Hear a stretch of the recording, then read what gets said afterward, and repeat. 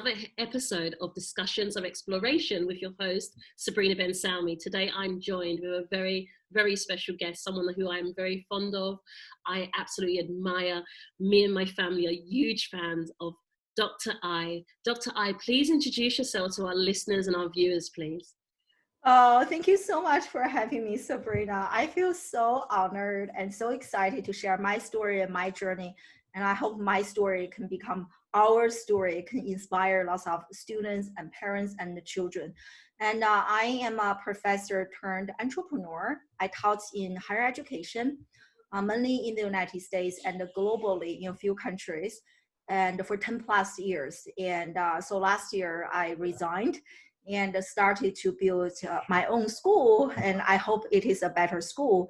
It is called Classroom Without Walls. So besides running my school, I also work with different schools and different brands, and I'm mainly sharing with them how they can use social media and creative technologies to make online learning more effective. Beautiful, beautiful. I'm in love with Classroom Without Walls. That the title enough, it just gets me so excited. I wonder if you can delve a little bit into what's the story behind the story? Like, what triggered and inspired you to create what we created for today? Totally. And so about a few years into my teaching career, after I got my PhD, a terminal degree, right? Like a terminal degree. Wow, that is so amazing. I'm literally the top, right? So I started to notice like more and more problems in my classes. I was teaching communication classes, public relations classes, and later as the social media has become more popular, I started to teach more social media related classes. And it was really interesting that I noticed my students, they become less and less interested in coming to classes, not just my class, but other people's classes. And I started to do some research. I was like, this is so interesting. And then what I discovered online was really shocking. It is almost like a global movement toward the anti-school, like students' mental health issues and parents from different countries. And there are so many different books talking about how much children hate school. Is almost like a global universal phenomenon. And I see that in my own students, and they, in their mind, and they show that to me. And learning is equivalent to their GPA, to how many A's, how many B's, purely to academic performance.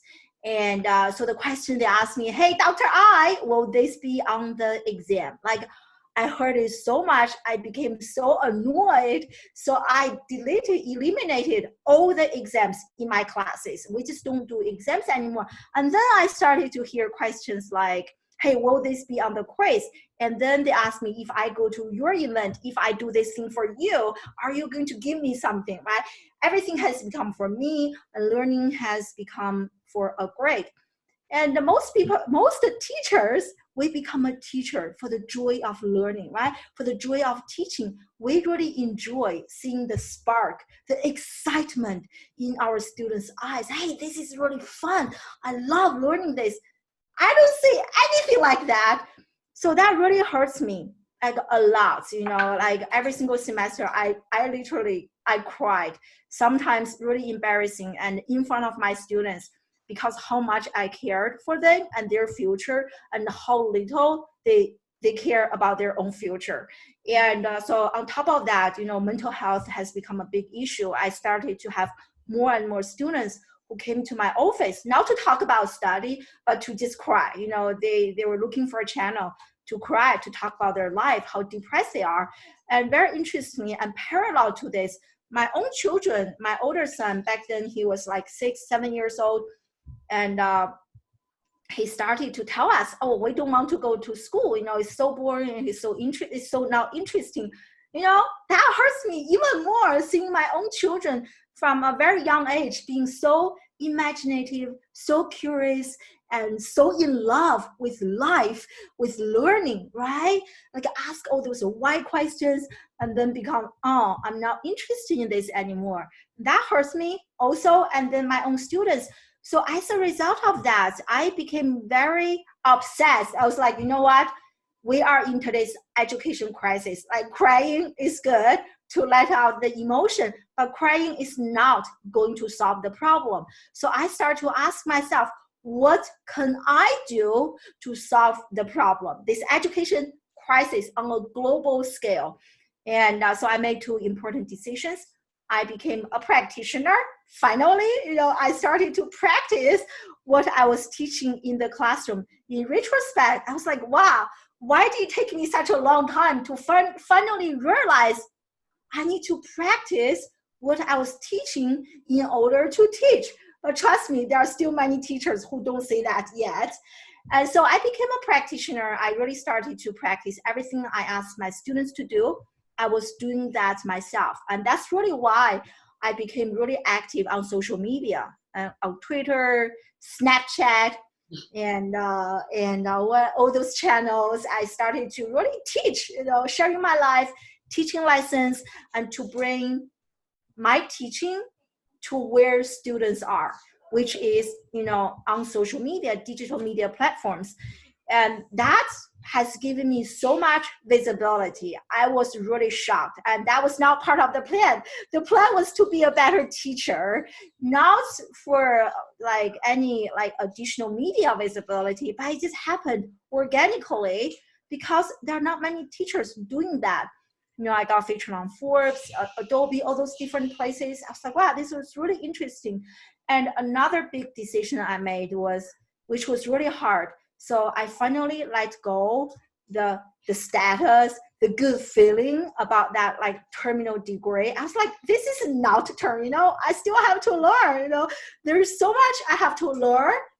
In fact, unlearn and relearn. And that also took me a few years to realize. And I became a student again. And I started reading books, listening to podcasts, and then going to conferences, not just academic conferences. I don't know if you have this feeling, Sabrina, or anyone listening to this right now. Once you are in a discipline, you go so deep inside, you don't even know what is going on outside. I think that describes so many people in academia. I become so tunnel vision. What is going on? My research, I'm going so deep in my own research, and then I kind of get out of that, started to go to more mainstream conferences, events, learning, reading books, 21st century skills, future ready, what's wrong with education. And so a combination of all of them, becoming a practitioner, becoming a student, and desperate and frustrated and ongoing learning. I also started doing more speaking and consulting. And a combination of that, and last year I decided, it is time that I grow this from a hashtag. That's how I got started as a depressed classroom teacher to a school. And so I hosted my very first event last year in Singapore. It was an eye-opening experience for the parents and for me and for the students. We all cried so much. For the parents, tears of joy. Seriously, seeing their own children being transformed in 10 days. It was quite an emotional experience for the parents. And for the students was that, wow, I have learned so much in 10 days than 2 years from my school. And so for me, I cried because this was how I have envisioned classroom in the 21st century. It is finally in front of my eyes because I see coaching on the dinner table and coaching as people walk to the bathroom, talking about different things, and on the tour bus, and just bonding and learning, and teachers and students, we all blended in. I'm no longer the teacher, I'm a teacher, I'm also a student. We all have embodied that, as a teacher and as a student. And it was quite an experience. So that's kind of my story, where I am. That's beautiful, so touching. And, Dr. I remember tapping into one of your lives, and you were talking about, there's so much focus on the academic part, and you gave statistics. I wonder if you could share that with the listeners. I thought it was so fascinating. Oh yeah, totally. So most parents, when you ask them, just go outside, ask a parent, ask them, hey, If you want to help your children become ready for life, do you know what you need to do? Most parents will tell you, hey, more competition or GPA and like degrees and certifications, this and that. But that is only the tip of the iceberg. And like, for example, last year, there was a very big study showing that 73% of organizations actually struggle to find qualified college grads. 73%, like that is more than half. And there's also another big research saying that the traditional four-year college, at least in the United States, is not preparing our students to have not only soft skills, but also hard skills that they don't have to become ready for life. And it took on average at least half a year for them to be ready. And that is on top of the 4-year education. And then you still need another half a year or maybe a year to get ready for entry-level position. It doesn't even make sense, right? And the reason we go to school is to be prepared. But clearly the school is not doing that. But unfortunately, many parents, they feel stuck. They don't know what to do. And they outsource their children's education to a school or maybe even a private school. And they think that if I send my kid to a really good school, and their life is going to be amazing. And what I do is trying to wake them up. Hey, that's only the tip of the iceberg. You still need a lot more to help your children become future ready.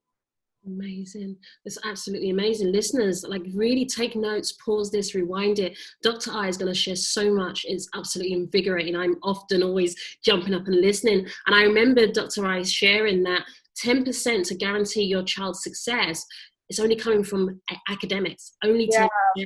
And you were saying 20%, and then there's another 70%, which is totally not even considered by most parents. I wonder if you can talk a bit about that, Dr. I. Totally. That's a very famous, well-known like a model or framework in learning and development called the 70-20-10 model. So what that model means is that when you think about our children, right, where they are now, we want them to be better, to become the best of who they can become, right? So from where they are, like point A to a future state, like this amazing, I become the best version of I.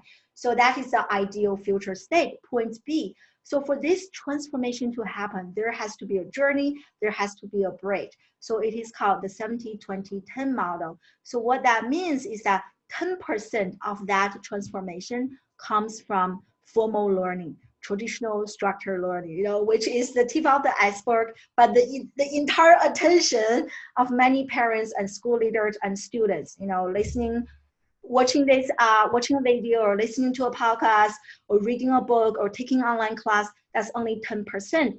So 20% is the social aspect of learning. And that's why I'm against, if your children right now being homeschooled, they're only watching a pre-recorded video, that is only short-term memory, not long-term transformation. But we want our children to have a long-term transformation. And for that to happen, it's not because of an accumulation of information. It's actually application, working with others, peer-to-peer discussions, working with coaches in a social environment. So that's the 20%. And the 70% is actually application, experiential learning on the job in real life. A classroom without walls, we believe the best education happens outside the classroom. As I mentioned earlier, information does not lead to transformation, but application does. As a teacher myself, I know there were many times I thought I actually understood something, but until I stood in front of the class, I said, I actually don't know that as well as I thought. And oftentimes, the better, the more frequently I teach something, the more I repeat myself, and the deeper my understanding is. So it is really through teaching and application and working with others and actually doing this, and that I learn. So I'm learning how to swim, how to drive, how to cook, right? You can't sit on your chair, watch a video, and take some notes. I'm a chef. No, right? A chef is made in the kitchen. It's not made in the classroom. So that's the 70%, and which is many schools miss that, and parents miss that, and as a result, our students miss that. Listeners and viewers, can you see why I'm absolutely invigorated by Dr. I, and her teaching is so on point. It makes perfect sense. Even if you've not heard of it before, it just resonates. It makes sense. So the minute I heard that in a live, I was like jumping up and down going, yes, that's it. It is application. It is experiential learning. And how much of that is your children getting? Dr. I wonder if you can share with the listeners and the viewers your beautiful story about your son, that kind of immersive learning, that experiential learning that was driven by his desire to surprise you with something that you liked. Oh yeah, totally. So like as I shared earlier, and about like I think 7 years old, he started to show signs, how school is so boring, I'm not engaged, I don't want to go. And especially after I took him to my program in Singapore, we do a mixed age model. So that is another thing I can talk for quite some time. Traditionally, most schools, you only have children, 5 years old, go to this class, 6 years old, go to this class. I think that is wrong. Children, they should be separated or grouped based on their interests, right? I love learning more about robots. Like I can work with people 5 years old, 10 years old, 90 years old, does not matter, right? And so I adopted, I use a mixed age model at my school. So I took my son to my program last year in Singapore. So after he came back, he was like, no more school, no more. So like we started to try to use different ways to make him become excited again. I'm really comfortable with working with older children, like 10 or at least 12 years old above. So he was quite young. I'm not very experienced. So we started with the traditional approach. We went to Amazon, we searched workbook for math, literature, this and that. So we ordered a bunch and we give it to him. He said, oh, this is so boring. Like, this is not what I was assuming to be a homeschooler. This is like even worse than going to a school. I was like, wow, interesting. This doesn't work. And so we started to look for alternative ways. And I think one thing that I want to encourage parents to do more is to listen. So I call that, I learned it from another person, the pedagogy of listening. We have to come not as a dictator, but as a collaborator, as a listener, listen and truly listen to our children. So he said that he's not interested in the workbook. I was like, okay, let's now use this. But math is a very important skill. You still have to learn. So I'm trying to think about ways that can make this learning more personal, more relevant to where he is and how he wants to learn. So like one day he and I, we were just practicing, I was like, wow, imagine if I give you $5 today. I don't know how we got started on this conversation.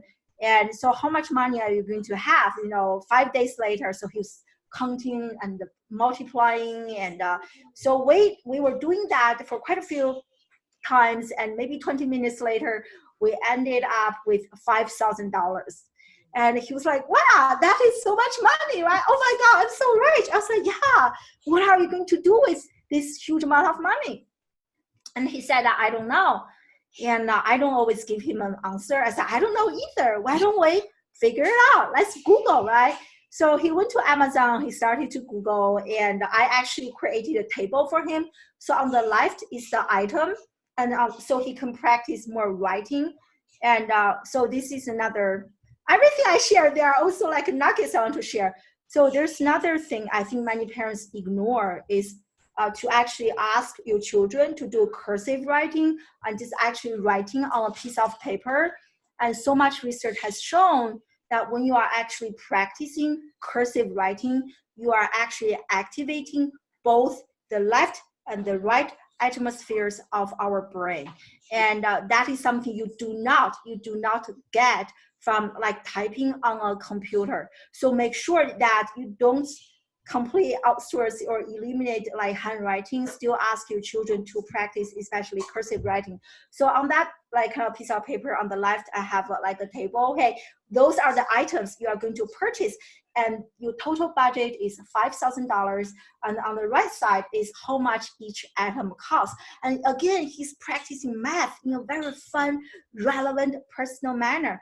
And then he was searching on Amazon. He saw this a top, red color, my favorite color. He was like, that is so good. My mom will love that. And he showed me, hey, mom, come check this out. I was like, that looks so pretty. I want to get it. I said, Mommy, I want to get it for you. You know, I said, wow, that's amazing, right? Do you have the money? He said, no. I said, what can we do about this? He said, oh, Mom, you know, like, oh, the old clothes you and Daddy asked me to sort through, to organize. I can start like doing something about them and to sell them online. I said, yeah, great idea. Let's do it. And so he actually just completely figured out himself, you know, how to sell on eBay. And I have never sold anything online. You know, I do consulting and work, but I never sold any e-commerce. It's not my strength. And again, I want to tell parents, don't feel pressured to teach your children everything. That's not your job. Your job is an activator. Your job is a facilitator. You come in, you facilitate, you listen, right? And so I listen, I facilitate that. Here's a computer, and this is eBay. You figure it out.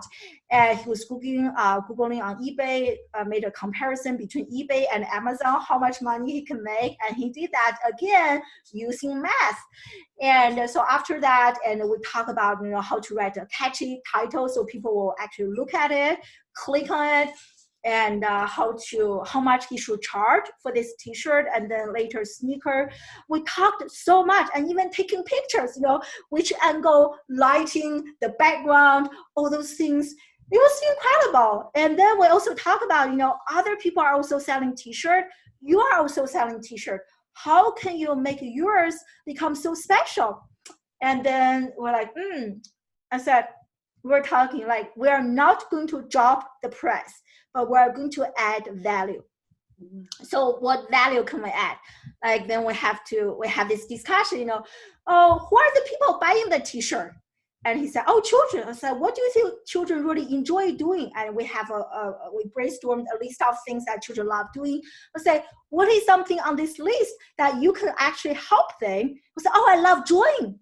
And he's really into drawing. I said, oh, yeah, maybe we can create some like coloring book for whoever is buying this sneaker and t-shirt. And he was like, yeah, that's great. So we actually ordered some really nice, colorful pictures, and he actually started drawing. He said, thank you. And we also added a thank you card.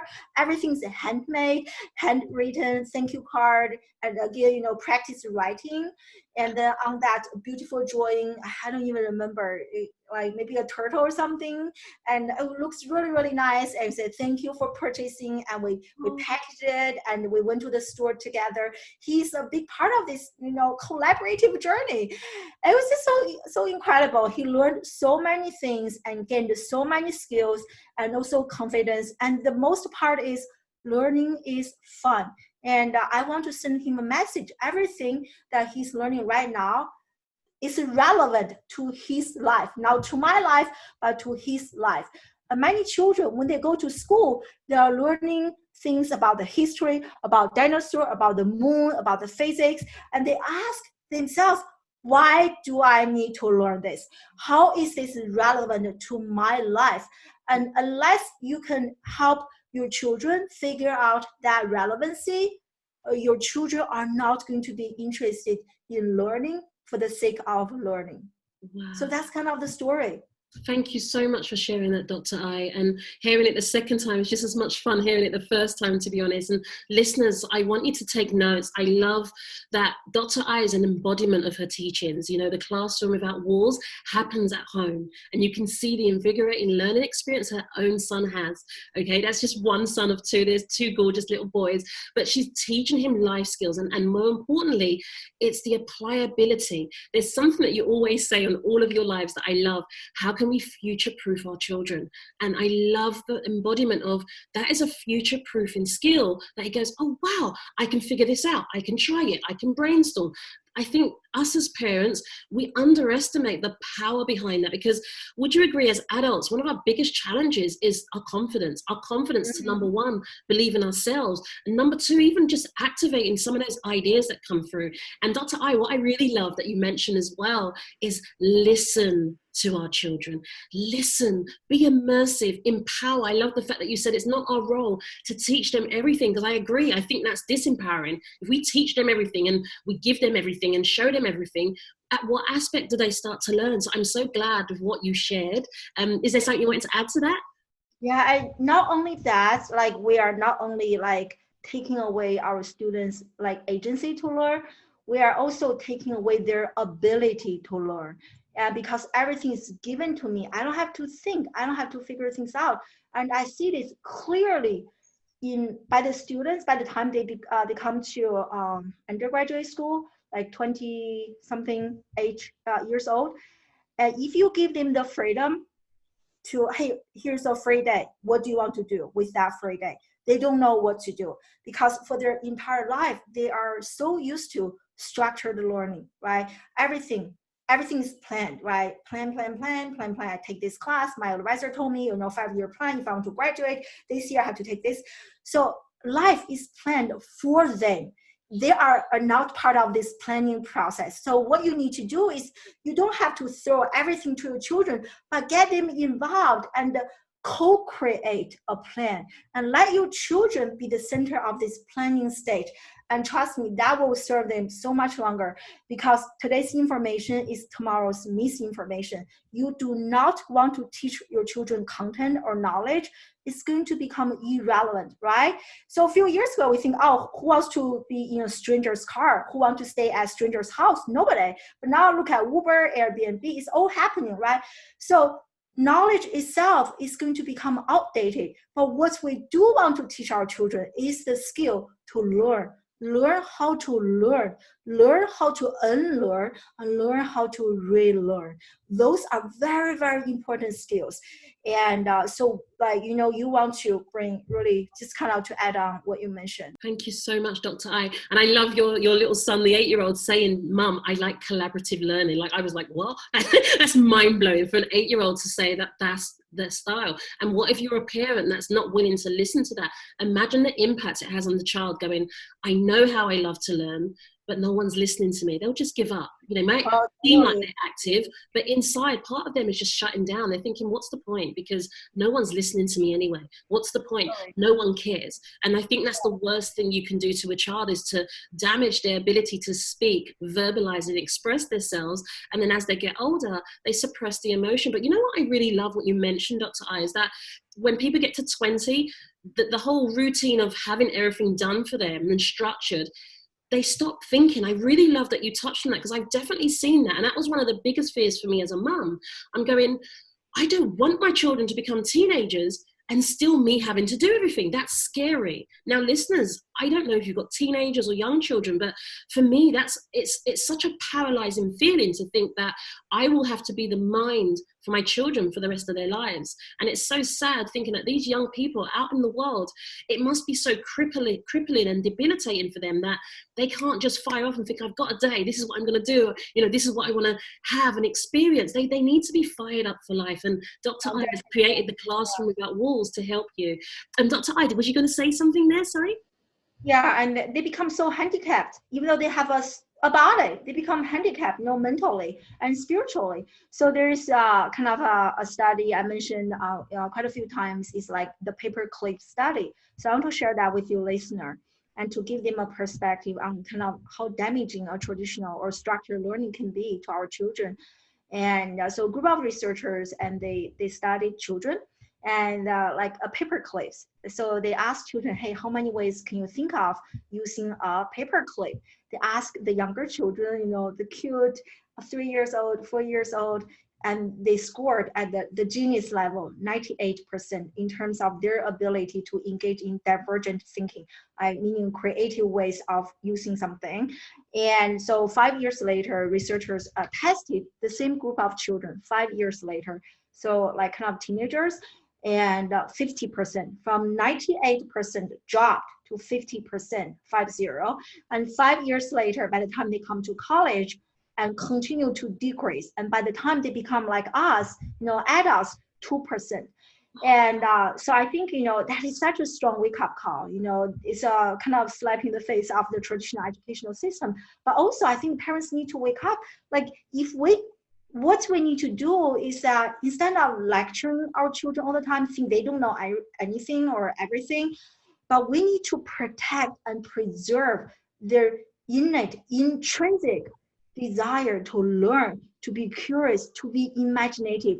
We are sometimes the barrier to our children's future. And if we can really understand that, remove ourselves out of the picture and learn to listen, observe, and protect their innocence, their curiosity, their imagination, and we are doing more good than damage. Wow. Dr. I cannot agree with you more. Like, I love that. And that's a true message to you, listeners and viewers.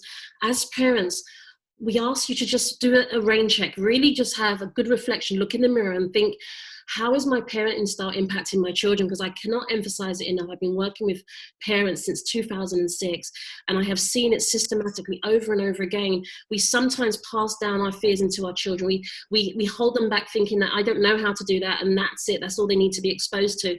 Dr. I is talking about something that's so intrinsically missed, and often we need to learn to get out of their way so they can actually flourish and become who they are, because it was so devastating listening to the figures of how the creativity levels decrease. That's traumatizing for me as a mother, to think that they had so much creativity as a child bursting out of them, waiting to share, and the more it got shut down, it just started to die away. So it's so interesting to mention that, because I recently interviewed Duncan Ward. He's amazing, and he's the former VP of Innovation and Creativity at Disney. And he taught me, like in our interview, he mentioned that he teaches other people how to play. Very interesting, right? So we think about it. We all had that as a kid. Now we have to pay others like so much money to teach us how to play, how to be playful. We love that, but it's so interesting that you mentioned that. You said that. I love that, because we have to preserve that child, but also in us adults is our inner child. Allow our inner child to come out and play. And for us as a family, I love that you mentioned that. As us as a family, I always talk about the inner child, because as we get older, it's from our inner child that we create. It's not this strung up the back, stiff lip, and being within the confinement. It's our creativity. Our creative juices need to be flying. And thank you so much, Dr. I. That's amazing. I wonder. Go ahead. No, go ahead. You know, I can talk. I told you I can talk about this forever. And so right now, I just finished reading a book called Brain-Centric Design. So they talk about a neuroscience approach to teaching. And I'm certified by them, really, really honored. And so what I learned, you know, like, I don't remember the terminologies yet, but like for our children, you know, imagine, Sabrina, if I ask you right now, there's a tiger behind you, but I ask you, now it's time for you to learn writing, or to learn how to do math, to learn physics. Nobody can do that, right? When you're being chased by a tiger alone, it's time to fight and flight or freeze, right? So that is what happens to our children when they are being stressed. There's some part in their brain that triggers, again, I don't remember the terminology yet, but triggered, and they enter that state, fight or flight. That's definitely not a state for them to learn. For children to learn, they need to enter alert and relaxed state. You know, I'm mentally alert, I'm also very relaxed. That's how I learn. But when they enter that fight and flight state, nobody can learn a new skill. But most children, when they go to school, the teacher said, hey, do this, otherwise no recess, no lunch, no dinner, whatever they do. You know, I'm now going to give you the ice cream, you know, reward, punishment. That's the worst we can do to a kid. We are killing our children's intrinsic desire to learn. And so don't ever do that, and don't use ways like when children are, like, understand when they're really stressed, there's something happening neurologically in their brain that prevents them from learning a new skill. Wow, thank you so much for actually sharing that golden nugget. I think that is so golden. I think if we don't understand that premise, that being the foundation for learning, nothing else will go in. That's amazing. I wonder, what are the three biggest lessons that you've learned, that you can share with some of our listeners and viewers, that really helped you to understand, because you've got such deep insight and profound awakening around this aspect. I mean, like regarding education or my journey, or both, whatever the three things that kind of percolate up in your mind. Yeah, I think the first one was really, I wish I understood earlier how much our life is an inside out journey. And I for the, like, you know, I'm 40 years old. I think for the most part of my life, I pursued my life as an outside in. When I was a kid, I grew up in China. You know, the only thing that my parents cared about was academic performance. And like when I went to school, it's like exam, pressure. I did really well in school, but I didn't enjoy learning. And which is really ironic, right? When you think about it, I did really well, but I didn't enjoy it. And but I never, like, everything would do was to please my parents, to please the teacher. I never actually go inside myself to ask myself, you know, what do I want in life? I think that is many people's life. That's why we wait until a crisis came into our life, you know. And fortunately, when I had that almost mid-age crisis, you know, crying with my students, and I started to figure out a solution, I went within. But for many people, when a crisis is here, they will be purchasing a car, they'll be purchasing a house, or they will take a drugs or medication. They try to oppress that feeling until another crisis come again. They do more to oppress that feeling. And I don't think that's really healthy. And my life has changed so much once I started working on the inside. And like, you know, once you put yourself on social media, so many things can happen. I got bullied. I got blocked by my friends in higher education because I started talking about the problems. And if you don't work on your internal foundation and all the, how many hearts, how many shares, you know, how many views, all those things, they are going to consume you. They are going to destroy who you are. It happened to me briefly. And that's also kind of another wake-up call. I started to work on the within, you know, meditation. I discovered quite a few really influential spiritual teachers. And now, you know, when things happen to me, I don't really care. You know, you don't like me, oh, that's fine, you know. And I become very detached to many things surrounding me because I love myself so much. And your son asked me the other day, who is the person that if I could become a person, who would that person be? I was like, me. I love myself so much. I would love to see my future me and or meet my future I don't want to be anyone else, right? I want to be me. So really cultivate that self-love and going within. I think, you know, our external life is a mirror of what is inside. When you look around, if you don't have enough money, don't have enough love, don't have whatever enough, look within. There must be some part of you that is traumatized and like kind of the baggage that you have been carrying with you until this point. So work on the within. The more you transform the inside, the more you're going to transform the outside. So that's the first piece, you know, going within. And if you can, like my children, they do meditation. I have my very favorite meditation teacher, and really practice that self-love, internal validation, right? Many people are older, and we purchase sticker like, you know, you are enough. So start telling your children when they are young, so they can internalize that message. You know, we are enough. We love who we are. So that's kind of the first one. The second one is I wish I started traveling more. And even as a mom, when I was just became a mom, oh my God, quite a few years ago, and we tend to purchase lots of stuff, you know, toys, stuff for the children. But later, you know, as I have grown and through my own traveling experience, my husband and I will have decided to not to purchase stuff, but to purchase experience for our children. And so I think I wish I started doing that earlier, because children, they don't really need that much. And the more you give them, the less attention. You are actually training your children to have very short attention span. So if you just give them one toy, they can play with that toy and practice their imagination and focus. So I wish we started investing in purchasing experience a lot earlier. And the last one is be an action taker. This is what I teach my own children. He can almost finish my sentence now. ideas are cheap, right? Everyone, we can all have ideas. Ideas are very cheap, right? I don't think I'm the only one who had this idea, like, a classroom that has no walls. I'm sure there are millions of people. If I go outside, everyone is thinking, oh yeah, this education model is broken. But very few people will actually take the action to make something happen. So don't just be an idea person, be an action taker, be an action person. So my son and I, we always talk, ideas, remember what mommy told you? Ideas are cheap. Actions, take actions, because every day he's like, oh, this, and that. So good. Let's focus. What is an action? What is a step that you can take right now? And so I tell him everything happens twice in life. The first happens in your mind, and then the second happens in your life. So the first happens in your mind is that you have to believe in yourself, believe people can fly, right? Believe that you can build a school. And so, okay, that's kind of the idea. That's good.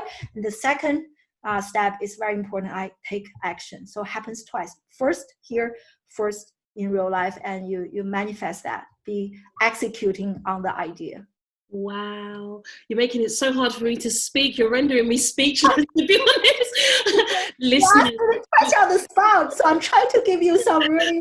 Oh, it's beautiful, Dr. I. It's absolutely beautiful. Listeners, just to recap: self-love, experiences, and taking action. Just to encapsulate it, but rewind and listen to the details. But I think they are such deeply profound lessons to actually embody and live by. Absolutely amazing. I was very tempted to go, I don't even know what to say. I was like, oh my God, I have to speak to you still.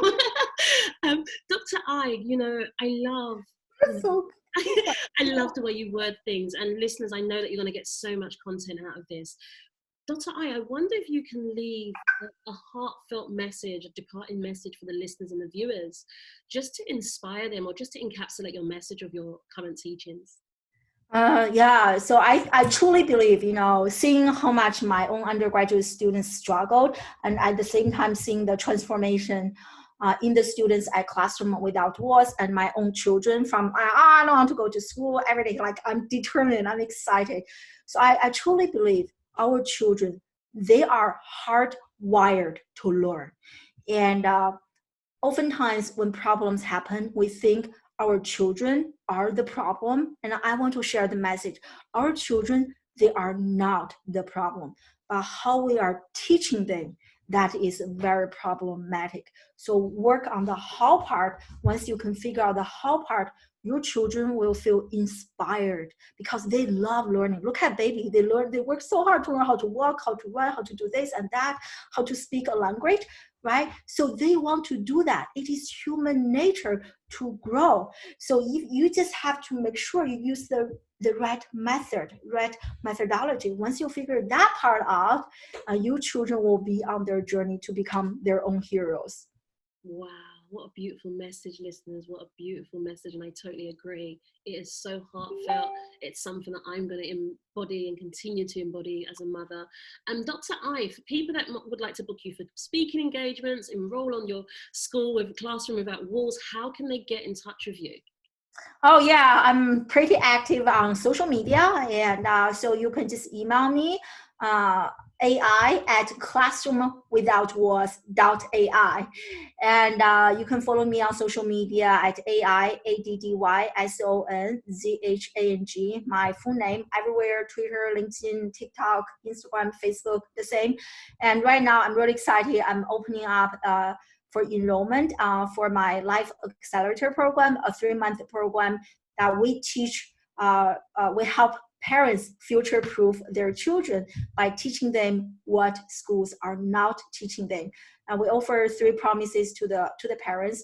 And we give, the first one is to really help them become confident, a sense of purpose and clarity on their life and career by giving them a personalized blueprint for success, however they want to define that. And we also help upskill the children to have the soft and the emotional skills to not just survive but flourish in any workplace environment, not just physical but online working environment. And the last one is we really work with children to give them a competitive edge, to learn how they can leverage social media and creative technologies to turn off their social media addiction So many are addicted, to transform that addiction into using social media as a tool for networking, for learning, for career building, for content creation, to inspire, to network, to educate, and even to entertain. So we cover all of that within our 3-month program. And not just me, but I have my team, a team of world-class mentors, coaches, professionals, and from all walks in life to cover our foundation, which is knowledge, life skill, and mindset. I feel so humble and honored that you agreed to come on the platform and share your message with the world. Thank you. I wish you continued health, wealth, and success in everything you do. Me and my family are here. Anything you need from us, we're more than happy to assist.